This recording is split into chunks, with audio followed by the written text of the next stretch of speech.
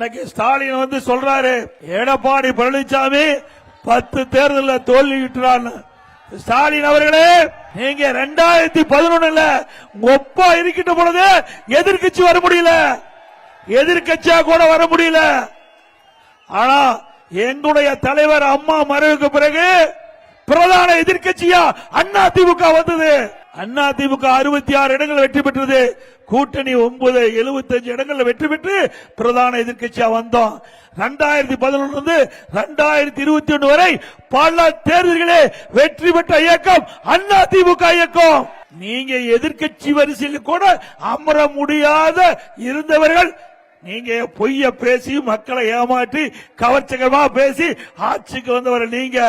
இந்த 5 ஆண்டுல மக்கள் பட்ட துன்பம் வேதனைகள் அத்தனையும் இன்றைக்கு வருகின்ற சட்டமன்ற தேர்தல் மூலமாக வெளிப்படுத்துவாங்க. இனி திமுகவுக்கு இந்த தேர்தலோட இறுதி தேர்தல். என்ன செஞ்சீங்க? 5 ஆண்டு காலம் உங்களுடைய ஆட்சியில மக்களுக்கு கிடைத்த பலன் என்ன? என்ன நன்மை கிடைச்சது? ஒண்ணு, உங்க குடும்பத்துக்கு நன்மை கிடைச்சது. கொள்ளையடித்த பணத்தை நீங்க நல்லா பாதுகாப்பா வெளிநாட்டில் வச்சிருக்கிறீங்க.